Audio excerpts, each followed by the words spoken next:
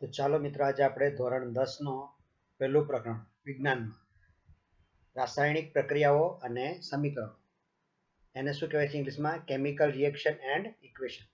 તો એમાં આપણે જોઈશું પાઠમાં આવતા અને સ્વાધ્યાયના પ્રશ્નો અને તેનું સોલ્યુશન આપણે જોવાના છીએ. તો ચાલો આપણે જોઈએ. શરૂઆતમાં આપણે પાઠમાં આવતા પ્રશ્નો જોઈશું. મેગ્નેશિયમની પટ્ટીને હવામાં સળગાવતા પહેલા શા માટે સાફ કરવામાં આવે છે? મેગ્નેશિયમ ધાતુ ખૂબ જ ક્રિયાશીલ હોવાથી તેને હવામાં ખુલ્લી રાખતા તેની બહારની સપાટી પર MgO નું નિષ્ક્રિય પડ બને છે. Mg+O2 તેમાંથી શું બને છે? MgO.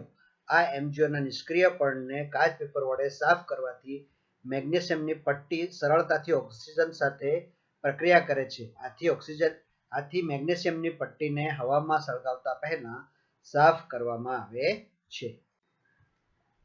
નીચે દર્શાવેલ રાસાયણિક પ્રક્રિયાઓ માટે સમતોલિત સમીકરણ લખો. તો અહીંયા નીચે રાસાયણિક પ્રક્રિયાઓ દર્શાવેલી છે. તો પહેલી છે હાઇડ્રોજન પ્લસ ક્લોરીન.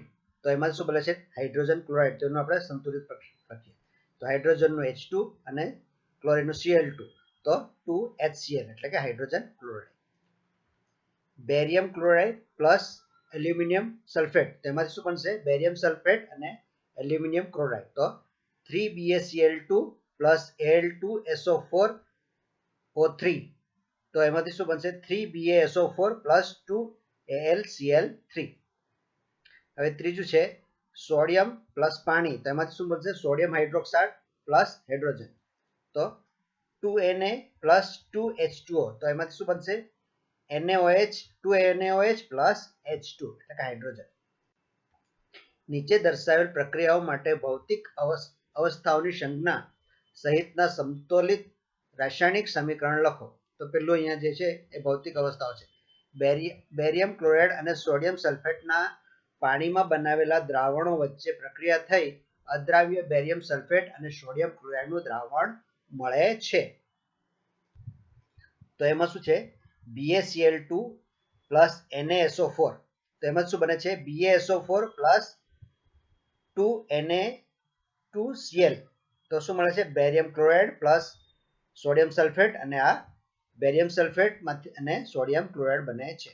હવે બીજું છે સોડિયમ હાઇડ્રોક્સાઇડ દ્રાવણ પાણીમાં હાઇડ્રોક્લોરિક એસિડના દ્રાવણ પાણીમાં સાથે પ્રક્રિયા કરી સોડિયમ ક્લોરાઇડ દ્રાવણ અને પાણી ઉત્પન્ન કરે છે. તો એનું શું છે? NaOH એટલે કે સોડિયમ હાઇડ્રોક્સાઇડ પ્લસ HCl એટલે કે હાઇડ્રોક્લોરિક એસિડ. એને જો એની પ્રક્રિયા કરવામાં આવે તો NaCl એટલે કે સોડિયમ ક્લોરાઇડ અને H2 એટલે કે પાણી આપણને મળે છે. પદાર્થ X નું દ્રાવણ ધોળવા એટલે કે વ્હાઇટ વોશિંગ માટે વપરાય છે. તો આ પદાર્થ X નું નામ આપો અને તેનું સૂત્ર લખો. તો એ કયું છે? પદાર્થ X એ કેલ્શિયમ ઓક્સાઇડ છે, જેનું સૂત્ર CaO છે. 2 અને 1 માં જેનું નામ દર્શાવ્યું છે તે પદાર્થ X ની પાણી સાથેની પ્રક્રિયા લખો. તો કેલ્શિયમ ઓક્સાઇડ એટલે કે આ કેલ્શિયમ ઓક્સાઇડ પાણી સાથે તીવ્રતાથી પ્રક્રિયા કરી ચૂનાનું નીતર્યું પાણી CaOH2 બનાવે છે અને અધિક પ્રમાણમાં ઉષ્મા ઉત્પન્ન કરે છે. તેનું સૂત્ર આ રીતે છે: CaO પ્લસ H2O. એને પાણી સાથે મેળવવામાં આવે તો CaOH2 પ્લસ ઉષ્મા ઉત્પન્ન કરે છે. પ્રવૃત્તિ 1.7 માં એક કસનળીમાં એકત્ર થતો વાયુનો જથ્થો એ બીજી કસનળીમાં એકત્ર થતા વાયુના જથ્થા કરતા બમણો શા માટે છે? આ વાયુનું નામ દર્શાવો. તો આપણે અહીંયા આ જે કસનળીનો જે પ્રવૃત્તિ છે આપણે દર્શાવી છે. તો અહીંયા શું છે? પાણીના વિદ્યુત વિભાજન દરમિયાન હાઇડ્રોજન અને ઓક્સિજન અલગ મળે છે. પાણીમાં 2 ભાગ હાઇડ્રોજન અને 1 ભાગ ઓક્સિજન હોવાથી એક કસનળીમાં 2 ભાગ હાઇડ્રોજન અને બીજી કસનળીમાં 1 ભાગ ઓક્સિજન વાયુ મળે છે. આમ મળતા હાઇડ્રોજન અને ઓક્સિજન વાયુનું કદથી પ્રમાણ 2:1 છે. તો આ આપણે શું છે? આ પાણી H2O 2H2O એને આપણે વિદ્યુત વિભાજન કરવામાં આવે તો 2H2 એટલે 2 હાઇડ્રોજન અને 1 ઓક્સિજન આપણને મળે છે. આ રીતે બરાબર છે. તો એ જે અહીંયા છે તે અહીંયા જે હાઇડ્રોજન મળશે ડબલ મળશે, અહીંયા ઓક્સિજન એ આપણને ઓછો મળશે. જ્યારે કોપર સલ્ફેટના દ્રાવણમાં આયર્નની ખીલી ડુબાડવામાં આવે ત્યારે કોપર સલ્ફેટના દ્રાવણનો રંગ શા માટે બદલાય છે? આયર્નની ખીલી એટલે કે લોખંડની ખીલી. બરાબર. આયર્નની ખીલીને કોપર સલ્ફેટના દ્રાવણમાં ડુબાડતા કોપર કરતા આયર્ન વધુ ક્રિયાશીલ હોવાથી તે કોપરનું વિસ્થાપન કરે છે અને પરિણામે આયર્ન સલ્ફેટ બને છે, જે લીલા રંગનો હોવાથી દ્રાવણનો રંગ બદલાય છે. તો કોપર સલ્ફેટ કેવો વાદળી રંગ છે, CuSO4 પ્લસ Fe એટલે કે લોખંડ. તો એમાંથી શું બનશે, FeSO4 એટલે કે આયર્ન સલ્ફેટ, અને તે લીલા રંગનું હશે, અને એમાંથી શું છૂટું પડશે, કોપર. પ્રવૃત્તિ 1.10 માં દર્શાવ્યા સિવાયની કોઈ એક દ્વિવિસ્થાપન પ્રક્રિયાનું ઉદાહરણ આપો. તો સોડિયમ કાર્બોનેટની કેલ્શિયમ ક્લોરાઇડ સાથેની પ્રક્રિયાથી કેલ્શિયમ કાર્બોનેટના અવક્ષેપ અને સોડિયમ ક્લોરાઇડ બને છે. આ પ્રક્રિયામાં કાર્બોનેટ અને ક્લોરાઇડ આયનનું આદાન પ્રદાન થવાથી બે નવા સંયોજનો બને છે. તો જો અહીંયા સોડિયમ કાર્બોનેટ એટલે કે Na2CO3 પ્લસ CaCl2 એટલે કે કેલ્શિયમ ક્લોરાઇડ, એમાંથી શું બને છે, એમાં પ્રક્રિયા થવાથી CaCO3 એટલે કે કેલ્શિયમ કાર્બોનેટ અને 2NaCl એટલે કે સોડિયમ ક્લોરાઇડ બને છે. આ પ્રક્રિયા દ્વિવિસ્થાપન પ્રક્રિયા છે. નીચે દર્શાવેલ પ્રક્રિયાઓમાં ઓક્સિડેશન પામતા અને રિડક્શન પામતા પદાર્થો ઓળખો. આ એક પ્રક્રિયા આપેલી છે, એમાંથી ઓક્સિડેશન કયા છે ને અને રિડક્શન કયા થાય છે. 4Na પ્લસ O2 એમાંથી પ્રક્રિયા થતા 2Na2O એ બને છે. તો આપેલ પ્રક્રિયામાં સોડિયમ Na ધાતુનું Na2O માં ઓક્સિડેશન થાય છે, જ્યારે O2 એટલે કે ઓક્સિજનનું રિડક્શન થાય છે. આમ ઓક્સિડેશન પામતો પદાર્થ Na2O છે અને રિડક્શન પામતો પદાર્થ O2 છે. હવે બીજું છે CuO પ્લસ H2 એની પ્રક્રિયા થતા Cu પ્લસ H2O બને છે. તો આ પ્રક્રિયામાં Cu એટલે કે કોપરમાં રિડક્શન થાય છે, જ્યારે H2નું H2O માં ઓક્સિડેશન થાય છે. આમ ઓક્સિડેશન પામતો પદાર્થ H2O છે અને રિડક્શન પામતો પદાર્થ કોપર છે. તો અહીંયા આપણે પાઠમાં આવતા પ્રશ્નો પૂરા થઈ ગયા છે. હવે આપણે સ્વાધ્યાયમાં આવતા પ્રકરણ 1ના સ્વાધ્યાયમાં આવતા પ્રશ્નો જોઈશું. જો તમે આ પહેલી વાર વિડીયો જોઈ રહ્યા છે તો તમે અહીંયા નીચે સબસ્ક્રાઇબ કરી દેશો, જેથી આપણે વિજ્ઞાનના દરેક પાઠના પ્રશ્નોના જવાબ આપણે સોલ્યુશન આપણે જોઈશું. બરાબર? તો એના માટે તમે નીચે સબસ્ક્રાઇબ કરશો, તમારા મિત્રોને શેર પણ કરશો, જો વિડીયો ગમે તો લાઈક કરશો અને કોમેન્ટ પર કરશો. ચલો હવે આપણે સ્વાધ્યાયના પ્રશ્નો અને તેના જવાબો જોઈશું. તો સ્વાધ્યાયના પ્રશ્નો. નીચે આપેલ પ્રક્રિયા માટેના વિધાનો પૈકી કયા ખોટા છે? 2PbOS PbO પ્લસ C એની પ્રક્રિયા કરતા 2Pb પ્લસ CO2. તો લેડ રિડક્શન પામે છે, એટલે કે લેડ આ છે. કાર્બન ડાયોક્સાઇડ ઓક્સિડેશન પામે છે, કાર્બન ઓક્સિડેશન પામે છે, કે પછી લેડ ઓક્સાઇડ રિએક્શન પામે છે. આમાંથી કયા ખોટા છે? તો એમાંથી કયા ખોટા છે? A અને B, એટલે કે A અને B આ ખોટા છે. પહેલું એ ખોટું છે, આ બે ખોટા છે. બીજું છે Fe2O3 પ્લસ 2Al એ પ્રક્રિયા કરતા Al2O3 પ્લસ 2Fe. ઉપર દર્શાવેલી પ્રક્રિયા શેનું ઉદાહરણ છે? તો સંયોગીકરણ, દ્વિસંયોજન પ્રક્રિયા, વિઘટન પ્રક્રિયા કે વિસ્થાપન પ્રક્રિયા? તો શેનું? તો એ ડી વિસ્થાપન પ્રક્રિયાનું ઉદાહરણ છે. ત્રીજું છે આયર્નના ભૂકામાં મંદ હાઇડ્રોક્લોરિક એસિડ ઉમેરતા શું થાય છે? સાચા જવાબ પર નિશાન કરો. તો એમ આયર્નના ભૂકામાં મંદ હાઇડ્રોક્લોરિક એસિડ ઉમેરવાથી શું બને છે? હાઇડ્રોજન વાયુ અને આયર્ન ક્લોરાઇડ બને છે, કે ક્લોરીન વાયુ અને આયર્ન હાઇડ્રોક્સાઇડ બને છે, કે કોઈ પ્રક્રિયા થતી નથી, કે આયર્ન ક્ષાર અને પાણી બને છે? શું થાય છે એમાં? તો કે હાઇડ્રોજન વાયુ અને આયર્ન ક્લોરાઇડ બને છે. એ કયું છે? એ છે. તો આપણે એ પર નિશાની કરીશું.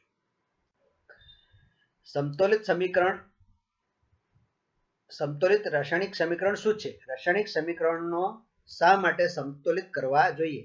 તો જે સમીકરણમાં પ્રક્રિયકો અને નિપજો બંને તરફ રહેલા પરમાણુની સંખ્યા સમાન હોય તેવા સમીકરણને સંતુલિત રાસાયણિક સમીકરણ કહે છે.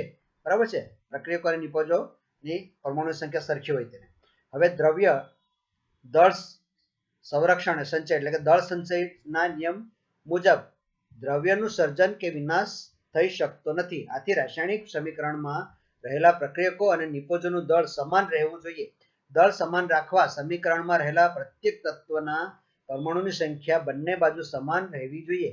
આથી રાસાયણિક સમીકરણને સંતુલિત કરવું આવશ્યક બને છે, કારણ કે એનો વિનાશ થતો નથી, એટલે એને સંતુલિત કરવું આવશ્યક બને છે. નીચે આપેલા વિધાનોને રાસાયણિક સમીકરણોમાં રૂપાંતરિત કરો અને ત્યારબાદ તેને સંતુલિત કરો. તો હાઇડ્રોજન વાયુ નાઇટ્રોજન સાથે સંયોજાઈ એમોનિયા બનાવે છે. તો Na2N2 પ્લસ 3H2 હાઇડ્રોજન બરાબર 3NH3 એટલે કે એમોનિયા બને છે. એવી રીતે હાઇડ્રોજન સલ્ફાઇડ વાયુ હવામાં મળીને દહન પામીને પાણી અને સલ્ફર ડાયોક્સાઇડ બનાવે છે. તેનું શું આવશે? 2H2S plus 3O2. તો એમાં શું બનશે? 2SO2 plus 2H2O. આ પાણી અને સલ્ફર ડાયોક્સાઇડ બનાવે છે, હાઇડ્રોજન સલ્ફાઇડ ઓક્સાઇડ. એવી જ રીતે બેરિયમ ક્લોરાઇડ એલ્યુમિનિયમ સલ્ફેટ સાથે સંયોજાઈને એલ્યુમિનિયમ ક્લોરાઇડ આપે છે, તેમજ બેરિયમ સલ્ફેટના અવક્ષેપ આપે છે. તો 3BaCl2 પ્લસ Al2SO4 3. તો એ પ્રક્રિયા થઈને 2AlCl3 અને 3BaSO4 બેરિયમ સલ્ફેટ અને એલ્યુમિનિયમ ક્લોરાઇડ આપે છે. પોટેશિયમ ધાતુ પાણી સાથે પ્રક્રિયા કરી પોટેશિયમ હાઇડ્રોક્સાઇડ અને હાઇડ્રોજન વાયુ આપે છે. તેનું કેવી રીતે આવશે? તો કે 2K પ્લસ 2H2O. તો એ પ્રક્રિયા કરી 2KOH એટલે કે પોટેશિયમ હાઇડ્રોક્સાઇડ અને હાઇડ્રોજન H2 આપે છે. નીચેના રાસાયણિક સમીકરણોને સંતુલિત કરો. HNO3 plus CaOH2 CaNO3 2 plus H2O. તો એને આપણે સંતુલિત કરીશું તો 2HNO3 પ્લસ CaOH2 એ પ્રક્રિયા કરીને CaNO3 2 પ્લસ 2H2O. એ આ સંતુલિત સમીકરણ થયું. એવી રીતે NaOH plus H2SO4 Na2SO4 plus H2O. તો એને આપણે સંતુલિત કરીશું શું થશે? 2NaOH plus H2SO4. તો એને પ્રક્રિયા થઈને Na2SO4 પ્લસ 2H2O. એવી જ રીતે NaCl પ્લસ AgNO3 પ્રક્રિયા થઈને AgCl પ્લસ NaNO3. તો એને પણ સંતુલિત કરીશું તો શું થશે? NaCl પ્લસ AgNO3 તો AgCl પ્લસ NaNO3. એ રીતે જ આવશે. પછી એનું BaCl2 પ્લસ H2SO4. તેમાંથી BaSO4 પ્લસ HCl. તો BaCl2 પ્લસ H2SO4 તો BaSO4 પ્લસ 2HCl. એ રીતે આપણને મળશે. નીચે આપેલા રાસાયણિક સમીકરણો માટે સંતુલિત રાસાયણિક સમીકરણો લખો. કેલ્શિયમ હાઇડ્રોક્સાઇડ વત્તા કાર્બન ડાયોક્સાઇડ તો કેલ્શિયમ કાર્બોનેટ વત્તા પાણી. તો calcium hydroxide CaOH2 plus CO2. તો એમાં શું બનશે? CaCO3 પ્લસ H2 પાણી. એવી જ રીતે ઝીંક પ્લસ સિલ્વર નાઇટ્રેટ. તો ઝીંક નાઇટ્રેટ અને સિલ્વર. તો Zn પ્લસ 2AgNO3. બરાબર. તો એનાથી ZnNO3 2 પ્લસ 2Ag.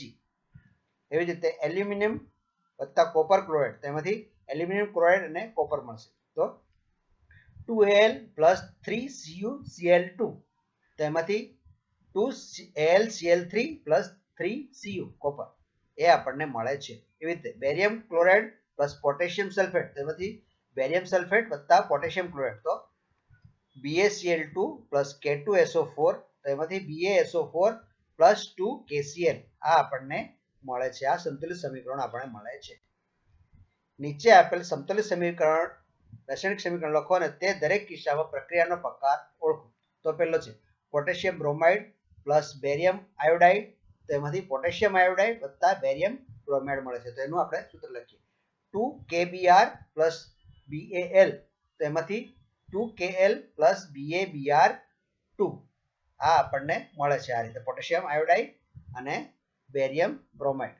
તો આ પ્રક્રિયા એ દ્વિવિસ્થાપન પ્રક્રિયા છે. હવે ઝીંક કાર્બોનેટ એમાંથી ઝીંક ઓક્સાઇડ પ્લસ કાર્બન ડાયોક્સાઇડ. તો ZnCO3 તેમાંથી ZnO પ્લસ CO2. આ પ્રક્રિયા એ વિઘટન પ્રક્રિયા છે. પછી હાઇડ્રોજન પ્લસ ક્લોરીન. તો હાઇડ્રોજન ક્લોરાઇડ મળે છે. Hydrogen H2 plus Cl2. તો આપણને શું મળશે? 2HCl મળશે. બરાબર છે. આ પ્રક્રિયા એ સંયોગીકરણ પ્રક્રિયા છે. પછી અહીંયા છે મેગ્નેશિયમ પ્લસ હાઇડ્રોક્લોરિક એસિડ. તો એમાંથી મેગ્નેશિયમ ક્લોરાઇડ પ્લસ હાઇડ્રોજન મળશે. તો આપણે Mg પ્લસ 2HCl. તો એમાંથી MgCl2 પ્લસ H2. તો આ પ્રક્રિયા એ વિસ્થાપન પ્રક્રિયા છે. હવે અહીંયા ઉષ્માક્ષેપક અને ઉષ્મા શોષક પ્રક્રિયા એટલે શું? ઉદાહરણ આપો.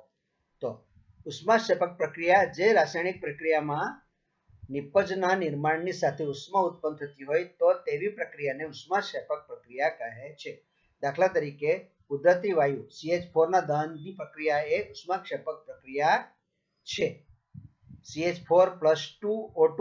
તો એને દહન કરવામાં આવે તો CO2 પ્લસ 2H2O મળે છે. હવે ઉષ્મા શોષક પ્રક્રિયા જે રાસાયણિક પ્રક્રિયામાં નિપજના નિર્માણ સમયે ઉષ્માનું શોષણ થતું હોય તેવી રાસાયણિક પ્રક્રિયાને ઉષ્મા શોષક પ્રક્રિયા કહે છે.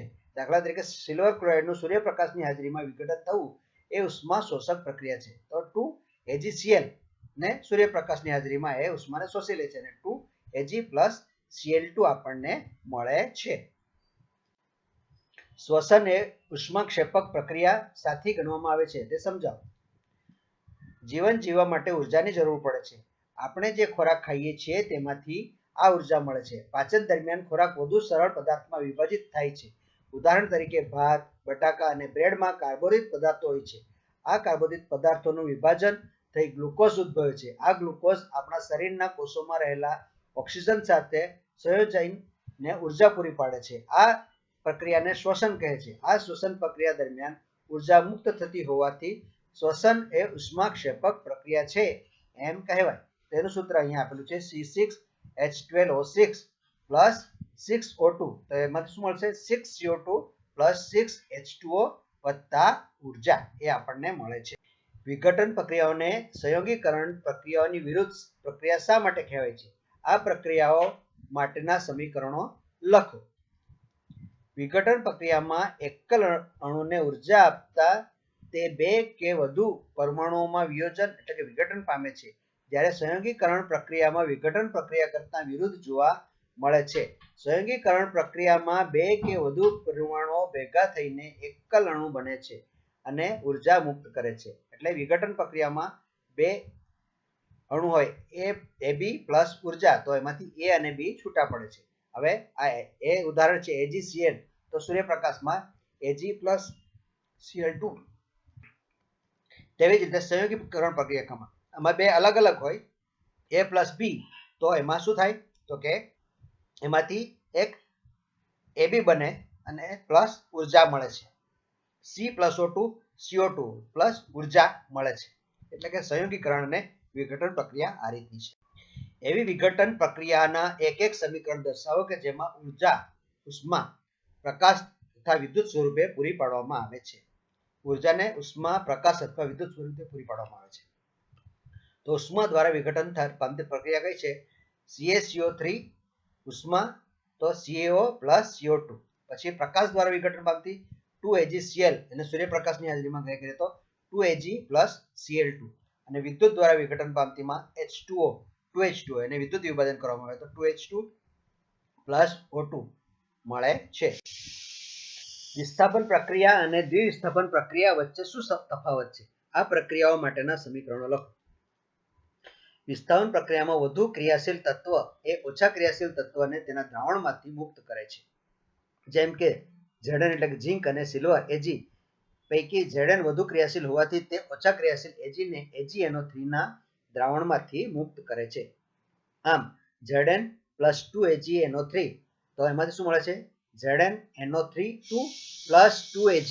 જ્યારે દ્વિવિસ્થાપન પ્રક્રિયામાં બે પ્રક્રિયકો વચ્ચે આયનોની અદલાબદલી અથવા આપલે થતી હોય છે, જેમ કે Na2SO4 + BaCl2. તેમાંથી BaSO4 + 2NaCl અને 2KBr + Bal.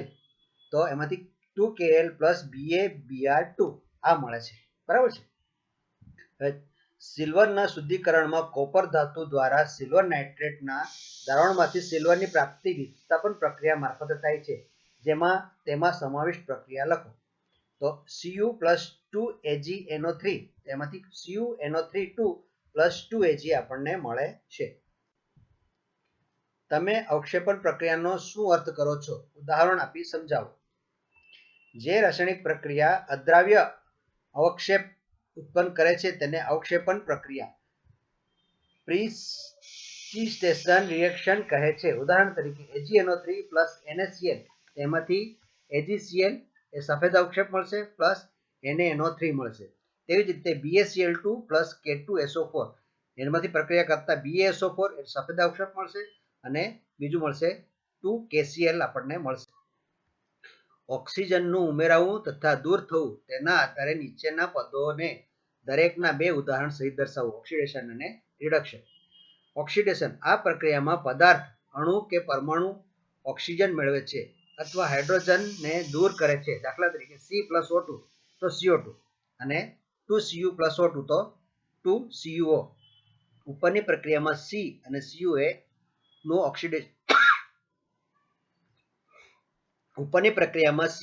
નું ઓક્સિડેશન થાય છે. હવે રિડક્શન આ પ્રક્રિયામાં પદાર્થ અણુ કે પરમાણુ ઓક્સિજન ગુમાવે છે અથવા હાઇડ્રોજન મેળવે છે. તો CuO પ્લસ H2 તો Cu પ્લસ H2O અને CO2 માં CO2 પ્લસ H તો CO પ્લસ H2O. ઉપરની પ્રક્રિયામાં Cu અને CO નું રિડક્શન થાય છે. તો અહીં આપણો આ પ્રકરણ પૂરું થાય છે અને હવે પછીનું પ્રકરણ આપણે પ્રકરણ 5 જૈવિક પ્રક્રિયા જોઈશું. હજુ સુધી તમે સબસ્ક્રાઇબ નથી કર્યું તો સબસ્ક્રાઇબ કરી દેશો, તમારા મિત્રોને શેર કરશો, લાઈક કરશો અને કોમેન્ટ કરશો. હવે બીજા વિડીયોમાં મળીશું. Thank you. એક ચળકતા કથ્થઈ રંગના તત્વ X ને હવામાં ગરમ કરતા તે કાળા રંગનું બને છે. તત્વ X તેમજ બનતા કાળા રંગના સંયોજનનું નામ લખો. અહીં તત્વ X એ કોપર Cu છે, જેને હવામાં ગરમ કરતા કાળા રંગનો કોપર CuO બને છે. 2Cu + O2 એટલે 2CuO. અહીં Cu નું CuO માં ઓક્સિડેશન થાય છે. લોખંડની વસ્તુઓ પર આપણે રંગ શા માટે લગાવીએ છીએ? ધાતુ ક્ષારણને લીધે લોખંડની વસ્તુ પર કાટ લાગે છે. આથી કાટથી બચવા માટે લોખંડની સપાટી પર રંગ લગાવવામાં આવે છે, જેને કારણે લોખંડ અને હવાનો સંપર્ક થતો નથી. પરિણામે લોખંડની વસ્તુ લાંબા સમય સુધી સુરક્ષિત રહે છે અને તેને કાટ લાગતો નથી. તેલ તેમજ ચરબીયુક્ત પદાર્થોની સાથે નાઇટ્રોજન વાયુને ભરવામાં આવે છે. શા માટે? તેલ તેમજ ચરબીયુક્ત પદાર્થો હવામાં ઓક્સિજન સાથે પ્રક્રિયા કરીને ખાદ્ય પદાર્થોને ખોરો બનાવે છે. આવા ખાદ્ય પદાર્થો સ્વાસ્થ્ય માટે નુકસાનકારક છે. આથી ખોરાકને બગડતો અટકાવવા માટે તેમાં એન્ટીઓક્સિડન્ટ તરીકે નાઇટ્રોજન જેવા નિષ્ક્રિય વાયુને ભરવામાં આવે છે. નીચેના પદોને તે દરેકના એક ઉદાહરણ સહિત સમજાવો. ક્ષારણ અને ખોરાપણું. તો ક્ષારણ બધી જ વસ્તુઓને હવામાં ખુલ્લી રાખતા તેમાં ક્ષારણ જોવા મળે છે. ધાતુને ભેજ, એસિડ અને વાતાવરણના વાયુઓ સાથેની પ્રક્રિયાથી બનતા સંયોજનનું ધાતુની સપાટી પર પણ બને છે. તેને ક્ષારણ કહે છે. કાટ લાગવો એ એવી પ્રક્રિયા છે કે જેમાં લોખંડ ધાતુ હવા અને તેમજ ભેજ સાથે પ્રક્રિયા કરીને લાલાશ પડતો કથ્થઈ રંગનો પાવડર બનાવે છે, જેને કાટ લાગવો કહે છે. આમ ક્ષારણને લીધે ધાતુની ચમક ઘટે છે.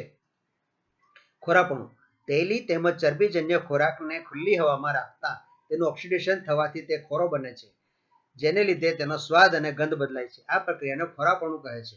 સામાન્ય રીતે ખોરાપણું થતું અટકાવવા માટે તેમાં ઓક્સિડેશન પ્રક્રિયાને પ્રતિકાર કરે તેવો પદાર્થ ઉમેરવામાં આવે છે, જે તે એન્ટીઓક્સિડન્ટ પદાર્થ કહે છે. તદુપરાંત ખોરાકને હવાચુસ્ત પાત્રમાં રાખવાથી તેનું ઓક્સિડેશન ધીમું થવાથી ખોરાપણું અટકે છે. બટાકાની ચિપ્સ બનાવવાવાળા ચિપ્સનું ઓક્સિડેશન થતું અટકાવવા માટે ચિપ્સના પેકેટમાં નાઇટ્રોજન જેવા વાયુ ભરે છે. ચાલો, તો અહીં આપણો આ પાઠ પૂરો થાય છે. આપણે બીજા પાઠમાં મળીશું. બરાબર છે? આપણે બીજા પાઠ 5મો પાઠમાં મળીશું. Thank you.